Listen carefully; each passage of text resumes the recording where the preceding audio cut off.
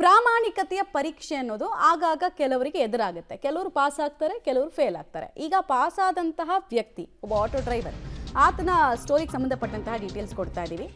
ಬೆಂಗಳೂರಿನ auto driver ಪ್ರಾಮಾಣಿಕತೆಯನ್ನು ಮೆರೆದಿದ್ದಾರೆ. ತಮ್ಮ ಹೃದಯ ಶ್ರೀಮಂತಿಕೆಯನ್ನು ತೋರಿಸಿದ್ದಾರೆ ಅಂತ ಕೂಡ ಹೇಳ್ಬೋದು ನಾವು.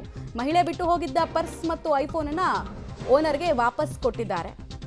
ಆಟೋ ಡ್ರೈವರ್ ತಮ್ಮ ಆಟೋದಲ್ಲಿ ಪ್ರಯಾಣ ಮಾಡಿದ್ದ ಮಹಿಳೆ ಕಳೆದುಕೊಂಡ ವಸ್ತು ಜೊತೆಗೆ ಪರ್ಸ್ ಎರಡನ್ನ ಕೂಡ ತಂದು ಕೊಟ್ಟಿದ್ದಾರೆ. ಆಟೋ ಡ್ರೈವರ್ ಕೆಲಸಕ್ಕೆ ಮಹಿಳೆ ಮತ್ತು ಪೊಲೀಸ್ ಸಿಬ್ಬಂದಿ ಪ್ರಶಂಸೆಯನ್ನು ವ್ಯಕ್ತಪಡಿಸಿದ್ದಾರೆ.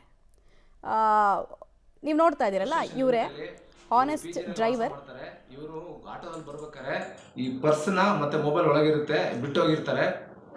ಅವರು ನಮ್ಮ ಬೀಟ್ ಮೆಂಬರು, ಅವ್ರು ನನಗೆ ಕಾಲ್ ಮಾಡ್ತಾರೆ, ಸರ್ ಈ ಥರ ಹಿಂಗಾಯ್ತು, ಮಿಸ್ ಆಯ್ತು ಅಂತ. ನಾನು ಇಮಿಡಿಯೇಟಾಗಿ ಅವ್ನ ಆಟೋದ ನಂಬರ್ನ ಕಲೆಕ್ಟ್ ಮಾಡಿಕೊಂಡು ಅವ್ರಿಗೆ ಫೋನ್ ಮಾಡ್ತೀನಿ. ಫಸ್ಟ್ ಟೈಮ್ ಅವ್ರು ಫೋನ್ ಎತ್ತಲ್ಲ, ಆಮೇಲೆ ಮೆಸೇಜ್ ಮಾಡ್ತೀನಿ ಈ ಥರ ಪೊಲೀಸ್ ಸ್ಟೇಷನಿಂದ ಅಂತೇಳಿ. ಅವ್ನಿಗೆಲ್ಲ ಸ್ವಲ್ಪ ಇಂಪ್ರೆಸ್ ಮಾಡಿ ಅವ್ನ ಫೋನ್ ಎತ್ಬಿಟ್ಟು ನಾನು ಕೊಡ್ತೀನಿ ಸರ್ ಅಂತ ಹೇಳ್ಬಿಟ್ಟು ಅವ್ನು ವಾಪಸ್ ತಂದು ಮೇಡಮ್ ಅವ್ರ ಬ್ಯಾಗು ಪ್ಲಸ್ ಮೊಬೈಲ್ನ ಕೊಟ್ಟಿರ್ತಾನೆ. ಇದು ಐಫೋನು. ಸೊ ಒಂದು ಒಳ್ಳೆ ಕೆಲಸ ಮಾಡಿದ್ದಾನೆ ಆಟೋ ಡ್ರೈವರು. ಸೊ ಈ ಥರ ಒಂದು ಒಳ್ಳೆ ರೀತಿಯಲ್ಲಿ ಕೆಲಸ ಮಾಡೋದಕ್ಕೆ ಒಂದು ಅಪ್ರಿಷಿಯೇಟ್ ಮಾಡ್ತೀನಿ. ಹಾಗೆ ಮೇಡಮ್ಗೆ ಈ ಥರ ಇನ್ನೂ ಸರಿ ಈ ಥರ ಮಾಡಬೇಡಿ ಅಂತ ಹೇಳ್ಬಿಟ್ಟು ಅವ್ರಿಗೆ ಒಂದು वार्निंग मारिदिने। मैं अपना फ़ोन ऑटो में भूल गई थी, रैपिडो किया था तो इनका कांटेक्ट नंबर भी नहीं था मेरे पास। फिर मैंने क्या किया, सर से कांटेक्ट किया कि मेरा पर्स मैं भूल गई हूँ ऑटो में। तो सर लोगों ने इनका डिटेल्स निकाला, फिर इनको कांटेक्ट किया और मेरा पर्स और मेरा आईफोन मुझे वापस ला के दिया। सो ಗಮನಿಸ್ತಾ ಇದ್ರಿ, ಮಹಿಳೆ ಖುಷಿ ಇದೆ ಅವ್ರ ಫೇಸಲ್ಲಿ.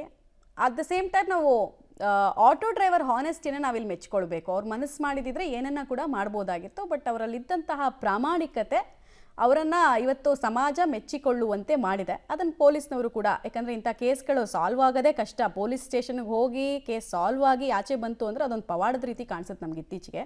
ಸೊ ಸಾಲ್ವ್ ಆಗಿದೆ. ಆ ಖುಷಿ ಪೊಲೀಸ್ ಆಫೀಸರ್ ಮುಖದಲ್ಲೂ ಕಾಣಿಸ್ತಾ ಇದೆ, ಅವ್ರ ಉತ್ಸಾಹ ಕಾಣಿಸ್ತಾ ಇದೆ. ಬಟ್ ಆ ಮಹಿಳೆಯ ಆಬ್ಸೆನ್ಸ್ ಮೈಂಡ್ ಬಗ್ಗೆ ನಾವು ಮಾತಾಡಬೇಕಿಲ್ಲಿ.